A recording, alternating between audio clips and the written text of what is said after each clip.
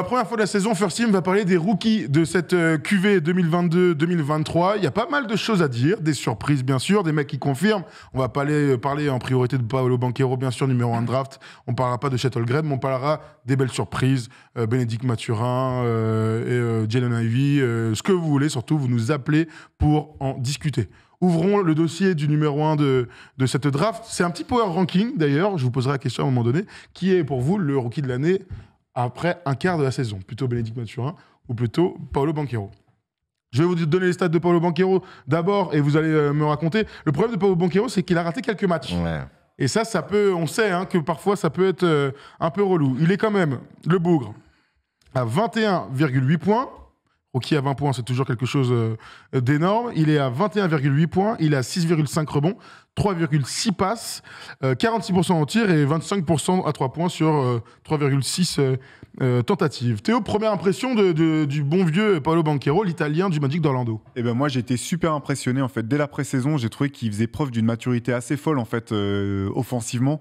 En attaque, j'ai l'impression qu'il joue déjà comme un vétéran, quoi. Il est bon dans quasiment... Bon, bien sûr, ses pourcentages vont progresser avec l'expérience, mais je trouve qu'il est très en maîtrise, en fait. J'ai pas du tout eu le sentiment qu'il était surpris par les gabarits, la vitesse de la NBA par rapport à ce qu'elle est connue jusque-là. Et en fait, c'est là qu'on se rend compte qu'il est immense, hein. Il est vraiment très, très grand, il est physique et tout. Et moi, je suis hyper impressionné par Paolo Banchero, même si Orlando n'est pas à la fête du point de vue victoire. Mais bon, cette année, je pense que ce n'était pas l'objectif de toute façon. C'est une équipe, il y a quand même... Je trouve que l'équipe commence, avec lui, elle commence à prendre une direction où tu vois un petit peu où ça peut aller avec Franz Wagner, qui sort d'une super campagne FIBA. Et les deux grands. Et Ouais. Bamba et Bol Bol. Et Bol Bol qui est le phénomène du moment. Mais non, moi je suis super impressionné par Paolo Banchero. C'est vrai qu'il faudra voir si jamais il devait être amené à manquer trop de matchs, ça pourrait le pénaliser dans la course pour le rookie, mais rookie de l'année.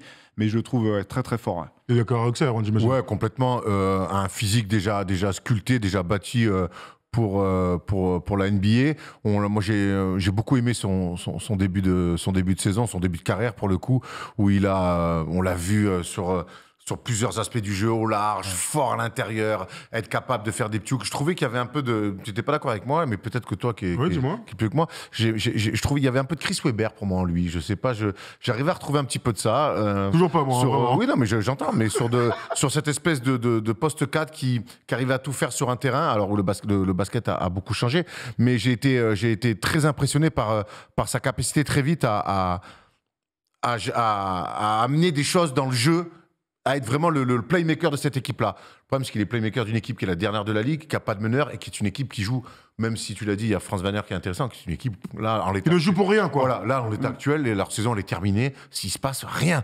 Et en ça, c'était cool de le voir jouer jusqu'à sa blessure. Depuis qu'il est revenu, c'est pas trop mal, mais en fait, les matchs ont tellement déjà plus aucun intérêt que je suis passé à autre chose, et autre chose, c'est les autres dont on va parler. Banchero, comparaison avec Chris Webber, qu'est-ce que t'en penses? C'est pas inintéressant, effectivement. T'as le droit de dire non, hein. Non, je pense que je vois ce que tu veux dire dans la palette globale. D'ailleurs, j'allais y venir. Je pense qu'il n'a pas le talent de passeur inné qu'avait Chris Webber. Par contre, c'est aussi un des aspects dans lequel j'ai été agréablement surpris. C'est que je trouve qu'il est plutôt bon dans la création malgré tout. Dans la passe, il montre des choses que j'imaginais pas forcément aussitôt dans son parcours. Il est bon passeur. Alors, c'est vrai que Webber, ses passes dans le dos, ses passes dans le trafic, qui font un passeur inné. Mais je trouve qu'il est bon dans le... Il voit les mecs, c'est moins spectaculaire. Par contre, quand il voit des mecs seuls dans le corner ou des mecs qui remontent, il a ce drive and kick que je trouve intéressant. Non, mais ça, moi, je suis bluffé par son playmaking déjà très en avance. À Duke, on avait déjà perçu clairement ses qualités, mais dans les équipes NCAA où faut envoyer autour de joueurs comme ça, c'est un job d'adulte, j'ai envie de te dire. Je suis persuadé qu'à terme, c'est un gars qui tournera 5, 6, pourquoi pas 7 passes. Moi, dans le playmaking, il me fait un peu penser à LeBron. C'est-à-dire que c'est un porteur de balle hyper physique qui est capable d'avoir la balle en tête de raquette, dans l'aile, pour dribbler comme un extérieur, ou plutôt sur du post-up, etc., pour aller chercher les autres. Donc il me fait penser à LeBron, deuxième partie de carrière, j'ai envie de te dire, par rapport à son playmaking. Et par rapport à la comparaison, moi, pourquoi je trouve qu'ils se ressemblent pas du tout, c'est que il y a un extérieur costaud qui peut être à l'intérieur, c'est-à-dire que Paolo Banchero, tu mets dans les 90, il joue 3. Alors que Chris Webber, c'est un vrai poste intérieur. Jamais et on aurait pu imaginer qu'il soit porteur de balles, comme on les appelle, Non, mais à initiateur. l'époque- Comme maintenant, bien sûr, Non, mais à c'est l'époque, un personne grand faisait ça. qui joue à l'intérieur, Et mais pour- qui est capable de faire des trucs. À l'époque, tu vois. personne faisait ça. Bien sûr, Et bien sûr. Chris Webber, Mais aujourd'hui, tu as raison dans le chat, dont je suis amoureux profondément et dont j'ai eu Tu la as le chance droit, hein. de serrer la main à Los Angeles sur le Star Game, Tout à fait. sous les yeux d'Ottoman. tout à fait. Il était quand même parfois, il arrivait à l'être par moment, ce qui était. Oui, pour mais l'époque- bon. Non, mais Il prenait la balle, il courait sur les coast to coast. Même le Shaq le faisait. Mais t'as raison. Mais c'est vraiment dans le profil même de où tu joues tes ballons. Pour moi, c'est un vrai extérieur. Ouais. Tu vois ce que je veux dire Beaucoup Paulo plus de Banchero, face-up. Ouais, c'est un extérieur. Ouais. Pour moi, c'est vraiment un poste 3. Après, dans la NBA actuelle, il va jouer 4 sur ce cas, mais comme LeBron joue 4 actuellement. J'aime bien la comparaison avec LeBron d'ailleurs. C'est peut-être aussi parce que vous avez commencé par C'est ça. un Franchement, tank, il est, Ouais. il a dit Il est long, le mec. ouais. Il est grand, costaud, rapide de pied. Il a déjà un shoot, il a déjà des moves. Belle technique. Belle technique, Belle il a technique. déjà des moves qui vont pouvoir l'amener à un moment donné dans des jeux de playoff, tu vois, des step back, des fade away et tout ça. Il progressera là-dessus, bien sûr. Ouais, c'est clair. mais c'est aussi ça qu'on regarde. Et même défensivement, c'est pas si mal non plus défensivement. Alors bien sûr, c'est pas un stopper. De toute façon, là, chez les rookies, c'est souvent trop dur d'attendre beaucoup de ce côté-là. Mais même là, tu vois, j'ai été un peu surpris qu'ils se prennent autant au jeu quelque part. Je pense que, Rolando, là, c'est pas du tout planté sur la draft. Là, c'est. Il y avait des questions D'ailleurs. d'ailleurs. Rumeurs quand même quand. Ouais. Enfin, ça faisait un peu polémique quand il était. Chet Holmgren et tout ça, il n'était pas numéro 1 sur. Après, le truc, c'est que son concurrent direct, donc Chet Holmgren, il est blessé, on le voit pas jouer cette année. Donc, Et on est sûr que ce sera un super joueur de basket à terme, hein, le bon vieux Chet. Mais même Non, par tu rapport vois, à Jabari Smith, jusqu'au dernier moment, enfin même Tout à quand il fait. était drafté, certains se sont dit c'est fou, Jabari Smith aurait dû être plus. J'aurais compris si ça avait été Jabari Smith. Au bout du compte, je pense que voilà, Orlando a vraiment fait le bon choix, quoi. absolument. On va accueillir JB. JB va venir nous parler de Paulo Banchero. J'aimerais bien avoir vos avis. Pardon Qu'est-ce qu'il y a Ils ont parlé Oui, mais j'ai pas entendu. Tu peux nous répéter, s'il te plaît, Tom? Oui, bien sûr, je réintroduis dans JB, bien sûr. Bonsoir, JB. Bonsoir, JB, est-ce que tu comment nous allez-vous? entends Salut, Ça JB. va Alors, Tout roule je viens de couper le live en même temps, j'ai été perturbé. Non, mais t'inquiète, attends, t'es bienvenu chez toi, prends tes marques, enlève tes chaussures, et Erwan va te faire un massage de yep. Dis-nous tout, toi, plaisir. sur... Spécialité maison. Bah oui, c'est pour ça que je dis ça. Théo, j'ai pas encore vu ses skills sur les massages de panard, mais peut-être que toi aussi, tu as des atouts là-dessus. Sur les pieds, je pense que je dois pas valoir Erwan. J'ai l'impression qu'il a plus d'expérience que moi dans le domaine. Surtout si t'as du vernis sur les pieds. Pourquoi pas Et pourquoi pas Alors, dis-nous tout, mon cher Paolo, n'importe quoi. JB, t'en penses quoi de Paulo Banchero? Est-ce que pour toi, je te pose la question, est-ce que pour toi, c'est le rookie de l'année pour l'instant? Alors pour moi, oui, totalement. Déjà aussi pour revenir sur le fait qu'avant la draft, on avait tous, on pensait tous qu'il allait finir premier, qu'il allait finir deuxième, troisième, on avait tous le top 3 plus ou moins, et beaucoup de gens voyaient Jabari Smith être sélectionné en premier par le Magic, et au final, je me rends compte que le Magic a bien fait de sélectionner Banchero, parce que pour moi, c'était le plus NBA ready. Comme on l'a bien dit aussi, il a un physique déjà imposant, il est musclé de partout, et surtout, comparé au jeu de Jabari Smith, même si c'est pas le même profil, je pense que Banchero a déjà les atouts qu'il faut dans son jeu, dans ses shoots mid-range, même à 3 points, il peut envoyer de temps en temps, pour devenir un franchise player, quelque chose que beaucoup de joueurs, beaucoup de rookies en tout cas, n'ont pas l'étoffe, je veux dire, n'ont pas le physique pour, parce que je pense que déjà dans la pré-saison, pour moi je voyais Banchero et Keegan Murray se battre pour le rookie de l'année. Bon, je me rends compte qu'il y en a un des deux qui a plus bûché que l'autre, mais je me rends compte que oui, physiquement il est imposant, et on se rend compte surtout que c'est le rookie de l'année, mais c'est celui qui met le plus de points dans l'équipe du Magic, même si ça gagne pas forcément. Quand il est là, il fait ses stats. Bon, c'est sûr que c'est pas difficile de faire des stats dans la pire équipe d'NBA, mais il fait ses stats, et il est bon, il est bon, et je le trouve déjà meilleur que beaucoup de joueurs de la ligue, en fait. Il a plus de 20 points par match, et c'est assez rare finalement d'être à plus de 20 points par match. Ce qui est rassurant, c'est qu'il a rookie. déjà l'attitude d'un mec qui accepte son rôle et qui accepte tout ce qui va avec. Et en ça, je trouve que quand tu es un jeune joueur, parce que même s'il a un physique de bûcheron, ça reste un gamin. Et quelque part, il a déjà assumé. En tout cas, il n'a pas refusé, il n'a pas reculé face au fait qu'on lui dit vas-y, c'est toi pour l'instant, c'est toi le visage de la franchise. Et ça, c'est intéressant. Non, mais complètement. En fait, c'est la maturité de son jeu. Et tout à l'heure, tu parlais de sa capacité à trouver les joueurs ouverts, etc. Je pense que l'année à Duke lui a fait du bien aussi, hein, parce que c'est quand même une sacrée académie de basket. Et ouais, je pense que maturité, c'est ça qui me surprend le plus, en fait. C'était pas tant sur le potentiel, c'est de voir que aussitôt dans sa première saison pro, il y a déjà autant de choses qui sont en place. Alors, pas forcément totalement en place, mais déjà quand même bien installées comment dire, pas loin d'être là. C'est là-dessus, je trouve qu'il se démarque vraiment du reste de la classe des rookies. T'es d'accord avec ça, JB? Bah c'est ça, c'est en termes de maturité et de fait de s'imposer dans une équipe, c'est quelque chose que, je dis pas que ça arrive jamais, on a toujours des rookies qui chaque année se démarquent, mais cette année, dans cette cuvée de rookies, pour moi, c'est celui qui se démarque le plus et c'est celui qui a les meilleurs atouts pour devenir le rookie de l'année, en fait. C'est tout. Enfin, je vois pas qui, même si on a un joueur des Pacers qui fait une très belle année alors que pourtant il est jamais titulaire, mais en termes de maturité, en termes de points, en termes de s'imposer dans une équipe, et même juste en termes de niveau, c'est le meilleur des rookies. Il y a pas, je pense pas que un seul des rookies pourrait le concurrencer, en fait. Alors, il y a vraiment cette question des matchs joués, hein, Ouais, dans la comparaison. Alors, je pose la question, est-ce que pour vous, à un quart de la saison, c'est le rookie de l'année? Je suis partagé encore. Je suis partagé. Il y a ces 20 points, il y a ces plus de 20 points par match qui est toujours un vrai statement pour un rookie de tourner à plus de 20 points par match. Maintenant, il y a ce bilan dramatique. C'est le dernier de la ligue et je vois pas. On rappelle que ça ne compte pas. Je vois pas comment ça peut changer. Et c'est vrai que dans la course au rookie, c'est peut-être l'un des seuls trophées où la course, où le bilan ne compte pas. Moi, ça m'emmerde, surtout quand on va aller sur Bénédicte Mathurin, qui tourne à 18,5 points par match, qui est dans une équipe 6e à l'Est. Très bien. Alors, ouvrons le dossier Bénédicte Mathurin, tu restes avec nous, JB.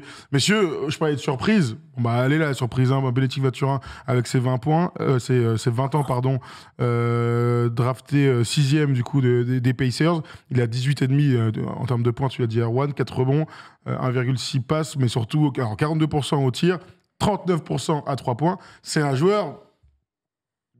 En fait, il est déjà prêt à scorer dans cette NBA vachement ouverte, vachement sur la course et sur les ouvertures. Donc, il en profite directement, le mec. Bah ouais, c'est clair. Je pense qu'à l'image des Pacers, c'est quand même une très belle surprise. On l'avait pas forcément vu venir. On n'imaginait pas forcément qu'il serait aussi prêt aussi vite. C'est intéressant ce que tu dis, Erwan. Moi, quelque part, je trouve aussi que finalement, il a la chance de tomber dans une équipe avec un meneur de jeu comme Tyrese Haliburton qui fait une exceptionnel, disons-le, hein, un All-Star en puissance. Il a un rôle vraiment très défini, très cadré. Il sort du banc avec Nate McMillan qui fait du très bon travail. Donc je me dis quelque part, c'est vrai que c'est impressionnant ses performances, mais j'ai l'impression que c'est peut-être finalement moins dur de briller quand ton rôle il est à ce point défini et que tu as la chance de jouer avec un meneur comme ça que dans le cas de Paolo Banchero où il faut qu'il se crée quand même son jeu bien plus que Bénédicte Mathurin. Par contre, ça enlève rien à la saison qu'il fait. Ça va être intéressant de voir si il réussira à être le premier rookie meilleur 6e homme de l'année. Ouais, absolument. Ça va pas il est dans la course. Hein. Ouais, il est carrément dans la course et dans la discussion.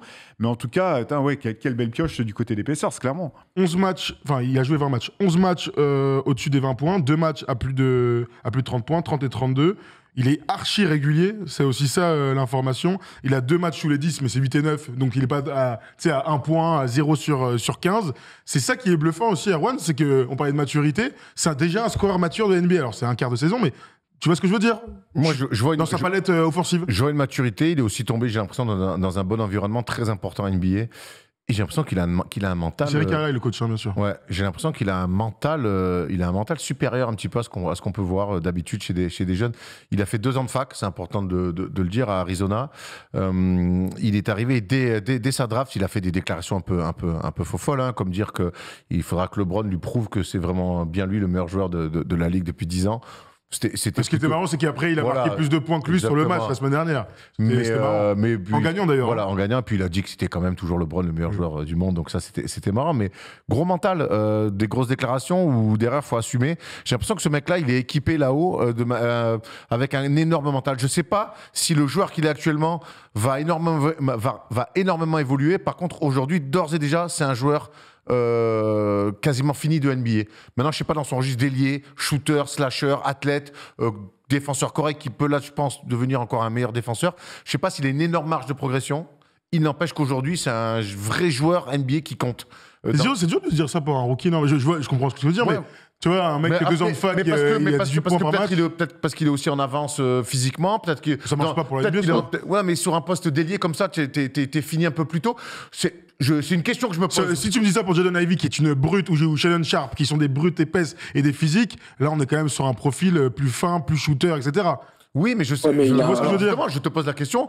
C'est quoi pour toi l'évolution dans son jeu? Bah, d'avoir plus de ballons. Tu sais, l'évolution de. Ah, mais je te parle pas de ça, moi. Ah, bah, moi, je pense que là, c'est il est à toujours ça. 18-5, je te dis pas qu'il pourra pas finir à 22, 23. Mais ce que je veux Je dire, te dis c'est juste que que. la NBA, c'est ça, et le meilleur exemple pour ça, c'est Luka Doncic. C'est que d'abord, tu prouves que tu peux jouer, tu peux faire des stats, tu peux être important dans une équipe. Le stade d'après, c'est on va donner 3, 4 fois, 5 fois la balle plus que sur ta saison rookie. Puis après, tu vas être la première option, ce qu'il n'est pas du tout aujourd'hui. Voilà, et là, l'évolution de Bénédicte Mathurin, c'est ce qu'il va être capable. Je ne sais pas quel est son plafond, j'ai du mal à le mettre, mais je vais pas lui mettre non plus un plafond limite, alors que dans cette NBA d'attaque, il s'exprime directement.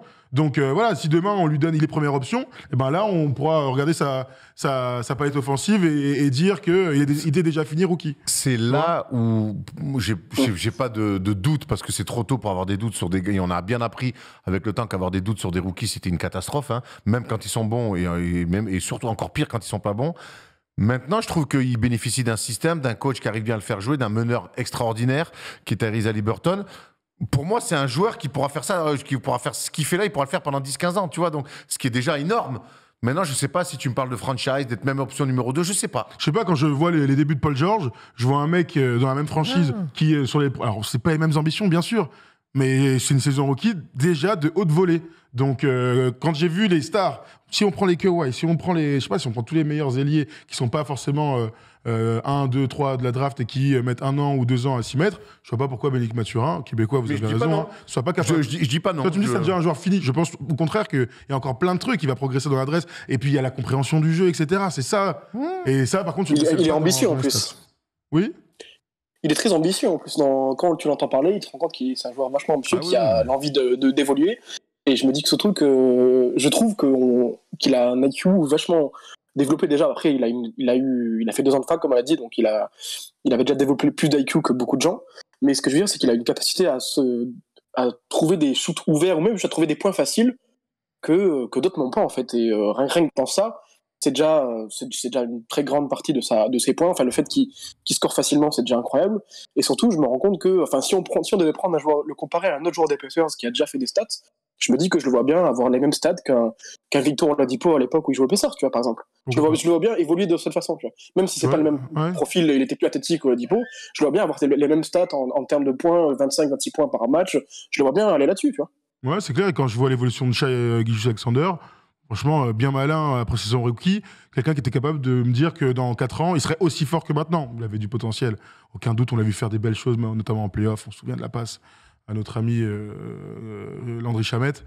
Mais voilà, il y a l'évolution aussi, c'est d'apprendre, se renforcer, tout ça. Et Bénédicte Mathurin, pour l'instant, en tout cas, il est dans la course pour être rookie de l'année. Vous n'en faites pas votre rookie de l'année, toi non plus, JB. Hein. Vous Moi, mettez... j'ai pas dit ça. Hein. Ah, moi, non, je mais suis là, si tu l'as choisi entre les deux, tu vois. Aujourd'hui, Mais oui, mais- 18-5 dans une équipe qui est 6e, alors le bilan ne doit pas compter, mais moi, ce que moi, je te dis, moi, les matchs du Magic, aujourd'hui, ce que fait Banchero, c'est bien individuellement, mais il y a tellement rien collectivement, et je pense pas que... Tu récompenses le meilleur joueur, pas le meilleur joueur de la meilleure équipe, là. Hein. Et ils ont pas le métier, tu disais, ils ont pas le métier pour le coup. Hein. Pas le même métier, pardon. C'est vraiment pas le même métier. Le rookie de l'année, c'est le seul trophée où le bilan compte pas, finalement. Ouais, je sais. Souvenez-vous, la Melo Ball qui rate beaucoup de matchs et qui est quand même élu. Mais c'est exactement avec ce que j'ai dit tout à Anthony l'heure. Qui ça? C'est exactement ce que j'ai dit tout à l'heure. Quand on a donné le rookie à la Melo, ce qu'on lui reprochait, c'est de ne pas avoir fait assez de matchs. Et pourtant, on lui a filé. Et je me dis que Banchero, il a peut-être loupé quelques matchs, Ouais, mais pourtant, dans les stats, il est meilleur. Il y a un côté marketing qu'il y avait avec la Mélo qu'il y aura C'est pas sûr, avec oui, c'est sûr. Banchero et Bathurin, je pense.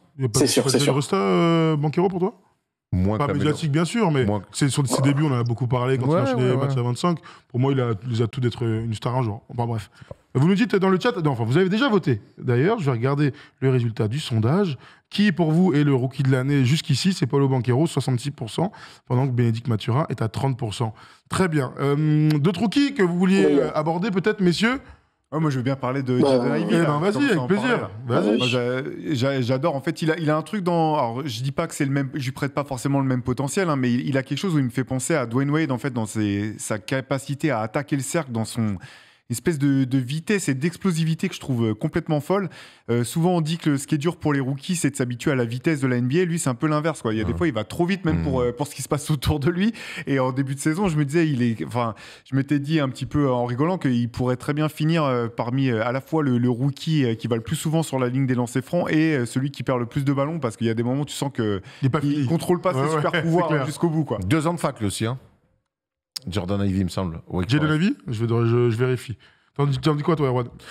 moi, j'aime beaucoup. C'est moi ces mecs-là qui arrivent dans la ligue et qui arrivent à jouer comme s'ils avaient déjà 3-4 ans de métier. Ça me surprend. Alors, il perd beaucoup de ballons, très bien, mais il s'échappe pas, quoi. Là, il y a Kate Cunningham qui a été blessé, alors ça profite à Killian Hayes. Hein.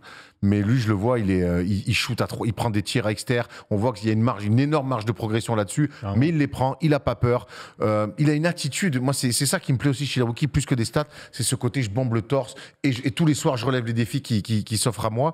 Et en ça, je trouve qu'il est très, très intéressant, Jordan Ivey. Alors maintenant, l'équipe, pareil, elle est en pleine construction. On ne sait pas où ils vont, qu'est-ce qu'ils essaient de. Alors, ils essaient de mettre des choses en place. On a du mal à voir encore le dessin des Pistons bien prendre forme. Mais lui, en tout cas, c'est des mecs où tu peux te dire, OK, lui, ça fait 3 mois qu'il joue pour moi, je coche valeur sûre pour la suite. Absolument. Je donne les stats de Jaden Ivey. 15,9 points, 41% au tir, et 2,7 paires de balles, ça fait beaucoup. Par contre, il prend des rebonds, il fait des passes, il est presque à 5 rebonds, et 4,3 passes. C'est des stats intéressantes hein, pour le deuxième arrière, aux côtés de Killian Hayes en ce moment, qui est très bon. Qu'est-ce que t'en penses, toi, JB, de Jaden Ivey? Ben, comme il a dit Erwan, je trouve qu'il a une confiance en lui, c'est-à-dire qu'il n'hésite pas du tout à prendre les shoots qu'il faut. Enfin, vraiment, c'est une. Il a des comment dire, il a de la dynamite dans les jambes, comme on dit vraiment. Mais même, c'est dunk qu'il fait aussi.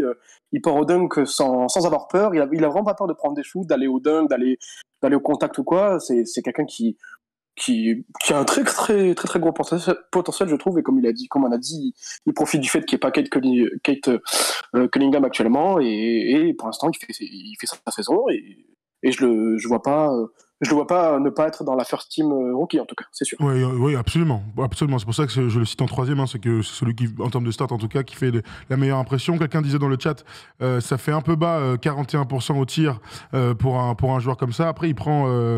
En fait, il est un peu bas sur les. Moins de 50% à 2 points, mais à 3 points, il est vraiment bas à 31% avec 5 tentatives. Il a Donc, beaucoup de c'est pour déchets, ça. il a beaucoup Bah de oui. déchets dans le choix des tirs, dans Bien sûr. le choix des tirs et de loin, l'adresse longue distance. C'est un projet. Voilà, Oui. c'est largement perfectible et c'est Bah oui. son axe principal de travail avec les choix. De toute façon, sur l'adresse avec sur les rookies, tu tapes jamais des gros pourcentages. Hein, Sauf sur des shooters, sur des shooters purs, quoi. Ouais, exactement. Ouais. Et puis, il y a un autre rookie qui est intéressant quand même au Pistons, c'est Jalen Duren. Ouais, Genre le bien plus sûr. jeune de NBA. Là aussi, bonne pioche, je pense, du côté des Pistons. Alors, pas forcément, là, j'en parle pas pour le trophée de rookie de l'année, mais bonne pioche, ouais. C'est les mecs qui vont compter dans ce projet. Ouais. Même si Erwan disait parfois on comprenait pas tout encore, tout n'était pas en place. En tout cas, ils ont des assets de jeunes joueurs talentueux qu'on aura le plaisir de suivre à Paris à l'Accor Arena le 19 janvier. Jaden Ivey, on parlait de Banchero QI, on parlait de Mathurin QI. Là aussi, dans l'axe de travail de Jaden Ivey, QI. Aussi, là-dessus, il faut qu'il travaille un petit peu plus. C'est tellement une bombe humaine, mais c'est tellement une bombe humaine, physique, qui va vite, il va plus haut que tout le monde, que des fois, tu l'as dit, il va trop vite et qu'il en oublie un petit peu de sentir un peu le jeu et d'amener une passe ou deux. Donc, travailler sur la lecture, là, va y avoir du boulot aussi pour lui. C'est un grand. Après, c'est un autre profil. Après, Non, je t'ai 41% de tir, c'est pas T'es l'arme. revenu sur Jaden Ivey. Je n'étais pas sur Duren. Mais Ah bon Duren, ça marche pareil pour l'autre rookie Duren. Ouais, oui, mais lui, c'est un Mais grand. ça marche pour les deux. D'accord, ok. Tu veux dire quoi, JB? Non, je dis juste que 41% au tir, c'est rien d'alarmant pour un rookie. Je veux dire, c'est des stats tout à fait correctes. Et justement, il peut que faire mieux au final. Finalement, commencer à 41%, c'est rien d'alarmant qu'on y pense. Très bien. Ok. Il y en a beaucoup qui veulent parler de Ouais, Shannon je- Sharp. On a Après, quand même 2-3 mecs qu'on pourrait Il y a aussi trouver AJ dans les Griffin. concours de dunk futurs, qui vont mettre 2-3 posters. Shannon Sharp, lui aussi, on rappelle qu'il n'a pas joué à la fac. Ses derniers matchs étaient au lycée. C'était visiblement un professionnel, en tout cas physiquement. Il peut jouer dans une équipe mieux structurée que les joueurs qu'on vient de citer. Bah oui, super bonne pioche pour Portland en fait, parce qu'ils ont tenté un pari. Pour l'instant, c'est pari gagnant parce que c'est vrai qu'après plus d'un an et demi où il avait pas vu le terrain, il n'avait pas joué, on se disait est-ce qu'il sera prêt à jouer cette année? On pouvait même se dire qu'il l'avait drafté, mais qu'il pourrait les aider que dans les années à venir. Tout ce qu'il montre déjà cette année, c'est hyper intéressant. Belle adresse de loin, beau joueur en attaque. Après, un petit peu pas au même niveau que Jaden Ivey, mais forcément, il a joué qu'en high school au bout du compte, donc niveau QI, c'est pas encore, il est pas là où il devrait être. Il a déjà progressé depuis le début de saison. Complètement. On sent qu'il absorbe. Il y a un vrai joueur. On a des profils comme ça. L'évolution que tu vas voir sur les 2-3 prochaines années, d'un match à un autre, le mec, tu vas dire, il a appris à faire ça. Là, c'est un joyau pur, c'est un athlète hors norme, qui a déjà un petit tir externe, qui est capable d'en mettre. Et puis, pareil, quoi. Après, quand tu as des qualités athlétiques comme ça, tout va beaucoup plus vite. Et je trouve que là aussi, il est plutôt dans un bon contexte que sont les Blazers pour apprendre rapidement. Mais ça, c'est un mec qui va apprendre, qui a l'air en plus plutôt focus sur le jeu, qui va apprendre très très vite. Ouais, il regarde 23 matchs, 8 points. Moi, j'ai 8 points, peut-être que c'était un peu plus. Non, 8 points. J'ai l'impression 46% de tir, 37 à 3 points, 60% de lancers francs. D'habitude, les bons shooters externes sont aussi bons sur la ligne, 60% pour l'extérieur. C'est pas ouf, mais bon, Shannon Sharp, en tout cas, fait partie des bonnes surprises. Oui, dis-moi. Oui, il y a un joueur dont j'aimerais parler, c'est Jalen Williams. Qui a été drafté 12e de Santa Clara, la fac où il y a notre pote maintenant, Alan Guillou, qui bosse là-bas. Tu savais, d'envergure, on l'embrasse. Et d'ailleurs, il est rookie du mois. Rookie du mois. Et donc voilà, lui, c'est bien, il montre le museau aussi, profite des absences de Chet Holmgren et d'autres notamment. Donc c'est bien, il montre encore un jeune potentiel côté OKC, et c'est un mec à qui on a donné sa chance. Qu'il apprend. C'est toujours bon signe, ça aussi, NBA, quand t'es un jeune. Absolument. On n'a pas du tout parlé de Jabari Smith. Parce qu'il est sous les radars. On ouvre le dossier Jabari Smith Jr. Très longiligne, super shooter. Ça, c'est un joueur 100% moderne qui sera amené à être un top player de la ligue. Je ne sais pas si vous êtes d'accord avec moi. Malgré tout, ses débuts sont compliqués, mais parce que on parle beaucoup d'équipes depuis tout à l'heure. Erwan met l'accent là-dessus. Les Rockets, c'est difficile. Il est pas du tout mis dans les bonnes dispositions, en tout cas jusqu'à présent, pour performer. Ouais, c'est clair, et en même temps, c'est quand même un peu vraiment décevant, quoi, ce début de saison rookie par rapport aux attentes qu'on pouvait avoir. Je pense qu'aussi, effectivement, comme tu le dis, le fait d'être dans ce contexte-là, ça fait que ses lacunes sont plus voyantes que s'il avait été dans une équipe un peu mieux structurée. Et c'est là, je vais pas revenir encore une fois sur Banchero, mais c'est là où Banchero est impressionnant, je trouve, c'est que malgré le fait que Orlando, ça soit pas une équipe hyper structurée dans le jeu, tout de suite, son jeu, il était NBA ready, effectivement, avec une grosse palette. Là, Jabari Smith, je trouve que son jeu offensif est un peu stéréotypé pour l'instant, ce qui fait que ça le limite un petit peu dans l'impact. Et puis, ils sont quand même plusieurs à se tirer la bourre. On sait, pour savoir de qui c'est l'équipe. Ça n'a pas l'air d'être simple de se faire une place dans ce groupe-là, quoi. Moi, je vais tirer mon chapeau à Jabari Smith parce qu'il arrive mine de rien à faire des choses dans cette équipe-là. Il arrive à prendre ses minutes dans une équipe de Summer League où chacun joue pour sa gueule. Et moi, je vais pointer du doigt le projet des Rockets qui...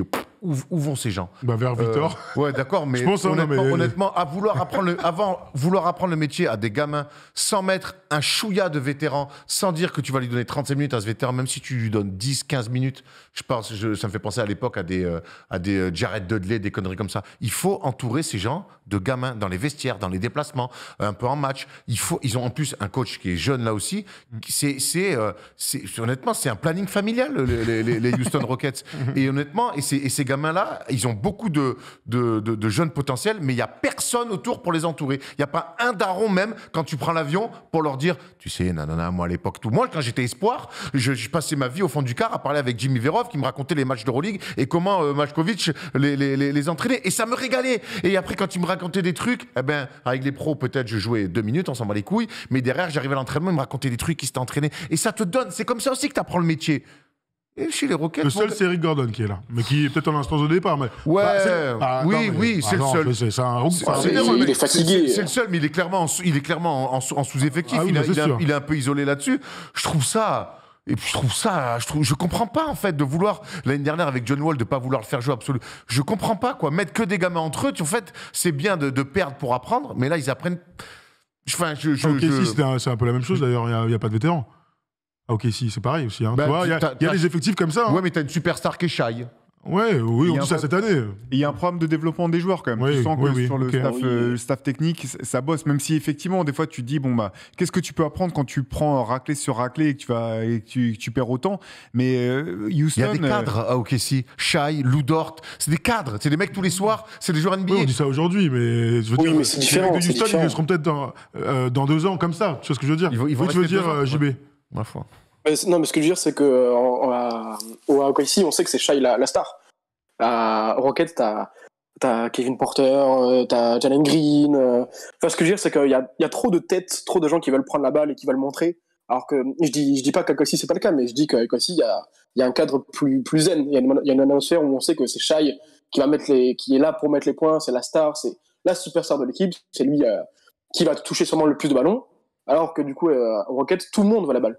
C'est pas, il y a pas de hiérarchie en fait. Et au final, comme on a dit, il y a pas trop de vétérans. Le seul vétéran, c'est Gordon. Ils veulent le trade depuis 2 ans, ils n'y arrivent pas. Ouais. C'est pas Boban qui va les engueuler non plus, tu vois. Donc, ce que je veux dire, c'est que comme il a dit Erwan, il y a pas quelqu'un pour leur dire bon, par contre, lâche la balle. Au bout d'un moment, t'es un rookie, fais tourner, tu vois. Genre, il y a pas quelqu'un pour leur dire ça. Et malheureusement, ça manque et on se rend compte que l'atmosphère n'est pas saine.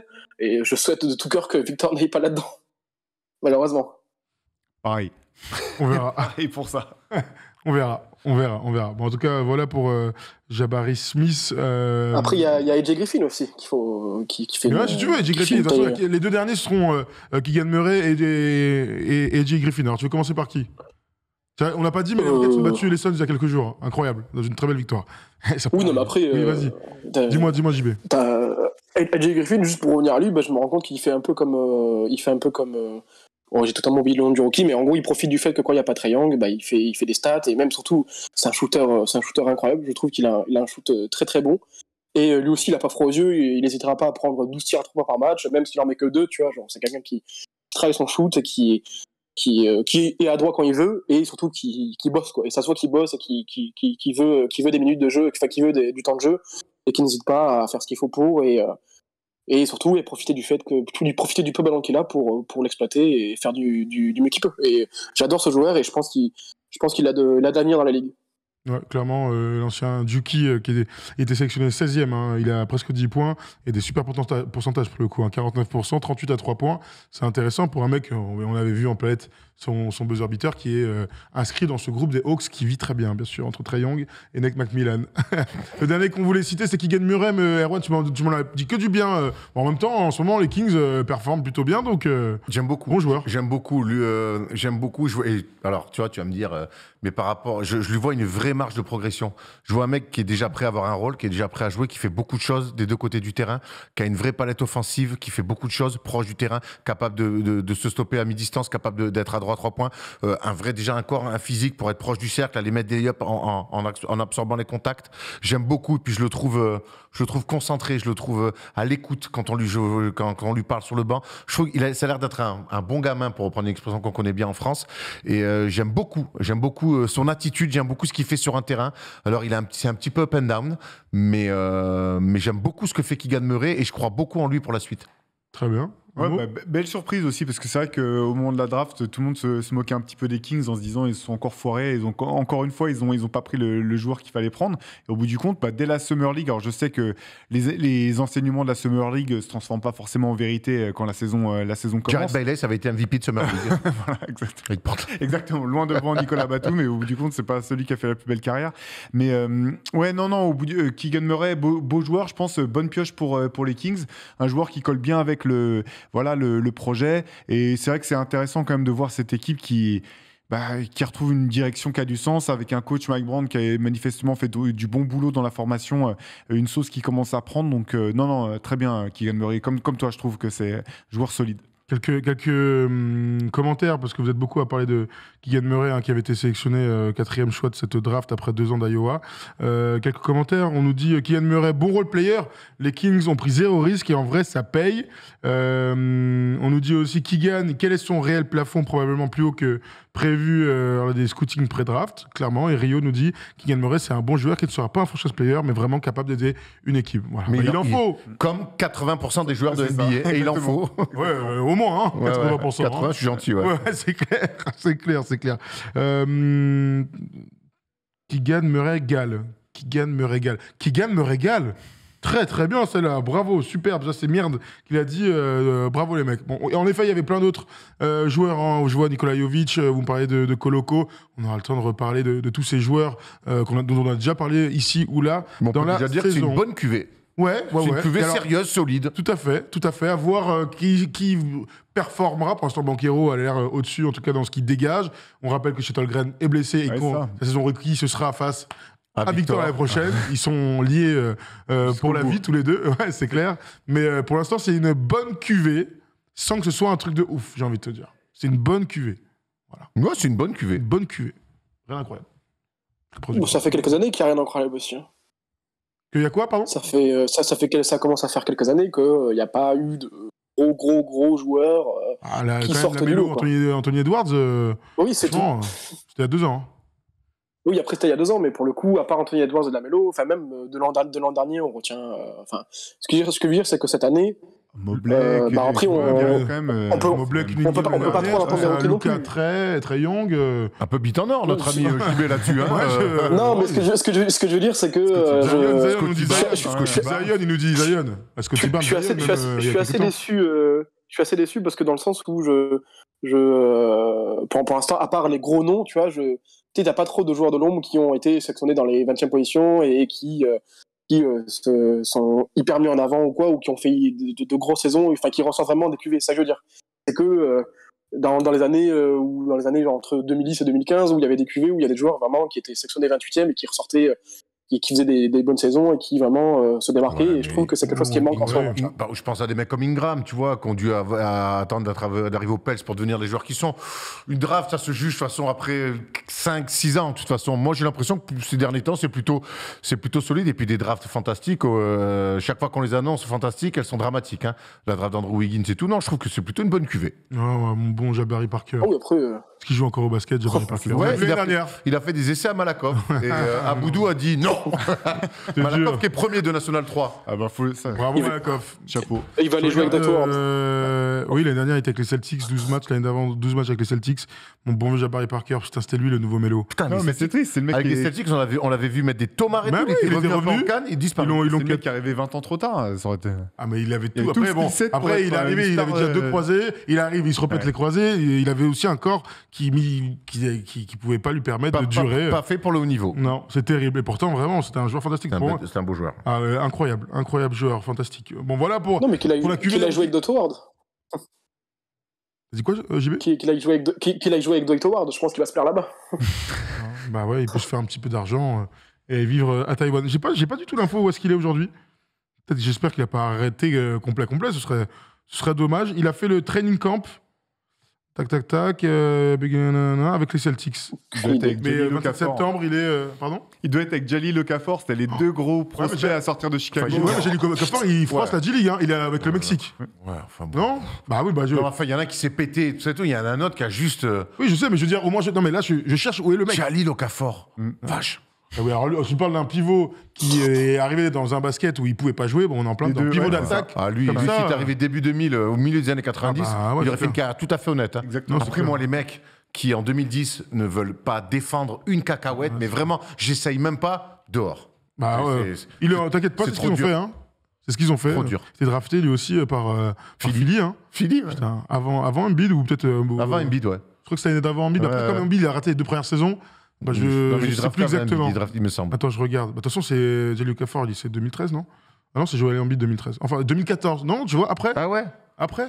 Ah, ils le prennent aussi. Oh la vache, incroyable. Ils avaient Jalil Okafor et Joel Embiid à l'époque.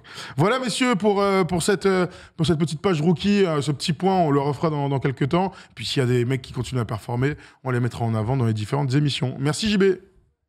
Ah ben, merci à vous, et je vous dis peut-être à tout à l'heure pour les petits jeux s'il reste une place après Doumé. Eh ben, Ok. trop bien. On aime Super, ça. on adore. Très bien, merci JB. Allez, bonne soirée. Salut. Ciao. Ben voilà, on a fait ce point sur les rookies. On attend vos appels maintenant pour le quiz. On se fait un petit quiz, il est 23h50. On a 10 minutes. 10 minutes top chrono, parce que demain je pars à Lyon à 7h.